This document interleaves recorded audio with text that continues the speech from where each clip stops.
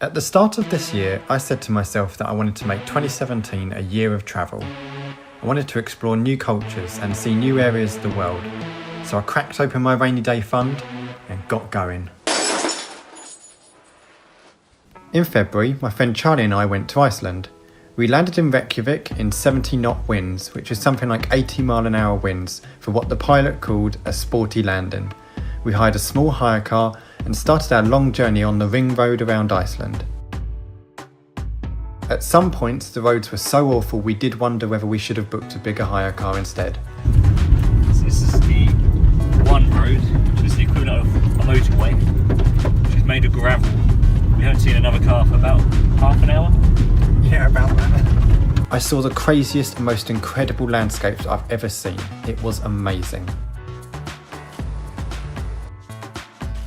We got to eat some great local food, our favourite being soup rolls. We experienced the foulest smelling geyser. Honestly, it smelled awful. So smelly! We went to some waterfalls, one of which we walked under. We saw a beach full with ice boulders and an abandoned plane in the middle of nowhere. In March, I went on a solo trip to Morocco. It was this organised tour thing where 13 strangers travelled together. It was pretty awesome. We travelled in a minibus going to these small non-touristy towns and villages. Most evenings we'd play card games, drink whiskey and have a right laugh together.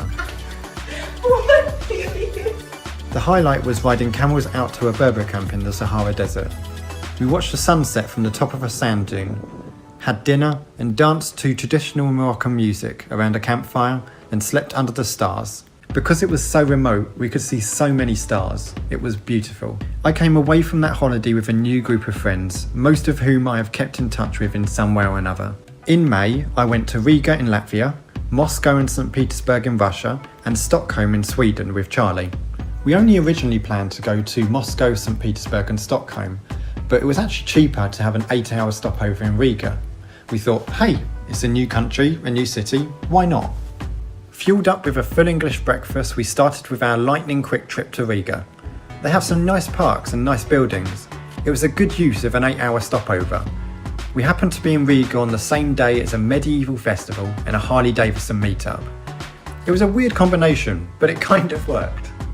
Then we went on to Moscow, a city which is extravagant and a little bit excessive. The buildings are huge. We saw St. Basil's Cathedral, a massive gold-topped cathedral, and we visited the Kremlin inside the Red Square, which has loads more beautiful cathedrals. So Charlie, how does it feel to be inside the Kremlin right now? Reasonably warm. While we were in Moscow, Charlie also learnt that he has no spatial awareness. Oh! I didn't expect to walk into it, blimey. Expected to move. Ow, my eye! Then there was the metro stations. They are vast, and all of them are decorated like stately homes. However, when you don't read Russian writing, the metro system is also quite difficult to navigate. We had to compare symbols to make sure we had the right train lines. On the way to get our train to St. Petersburg, we actually managed to get on the wrong train. I had never run for a train before that point, but we made it with seconds to spare. St. Petersburg was beautiful as well. It too had some grand buildings, including the Church of Our Saviour on Spilled Blood, which had amazing floor-to-ceiling mosaics, and the Winter Palace, which had a very nice gold church within it. We then made our way to Stockholm in Sweden, where we were staying in a hostel-like botel, a boat hotel. So this is how small our little cabin is. The weather was particularly nice, which made our stay even better. We explored the buildings around the city, took a boat tour and went on a hike around a ford just outside the city. The hike was actually quite traumatic. As we walked around the outside of this ford, there was a part of it which we didn't realise was a nudist area. I saw a lot of things I wish I didn't that day. In June, I went to Cape Verde with my friend Iveta. We stayed in a lovely 5-star hotel on the beach. It was really relaxing. There was one night where we missed our restaurant reservation because we'd had a 6-hour nap. I never thought I'd be capable of oversleeping by 5.5 hours. We ended up having a liquid dinner because all the restaurants were closed. Fruit punch and vodka. Another memorable moment was Iveta's pink inflatable flamingo. In July, I went for a weekend away in Salzburg in Austria to see the city and to meet Marie, a friend I made in Morocco earlier in the year. Marie introduced me to a few of her friends, who then introduced me to Jin. It was a funny evening. Over the course of the weekend I got to see the city and went for a couple of bike rides. I had a really nice time. In September I went to a 5-star all-inclusive resort in Turkey with Jamie, Elaine and Gavin. We went to celebrate Elaine finishing her degree with a first. It was, as you'd expect, very relaxing. While there we saw the town of Fethiye with its umbrella street and spice markets.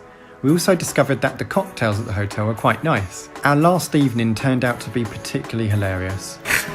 You're drunk, aren't you? Yeah.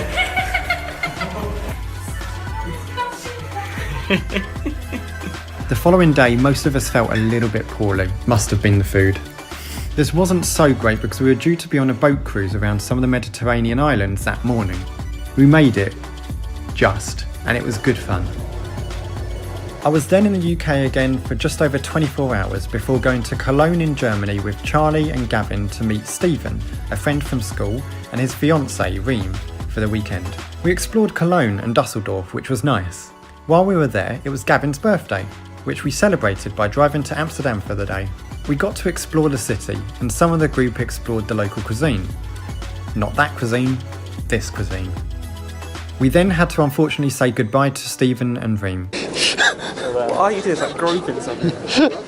It's not really me travelling, but in November, Louise, a friend from Germany who I met in Morocco earlier in the year, came to visit London. It was nice to hang out with her again. Later on in November, I went to Bratislava in Slovakia and Vienna in Austria with Charlie. Bratislava was an interesting city to explore. We didn't think there was going to be much to see, but it turned out to be a really nice city. We then made our way on a train to Vienna. Vienna was fantastic. Not only was it a great city with some amazing architecture, but we also happened to be there when the Christmas markets were around. We had some delicious food and tried some mulled wine.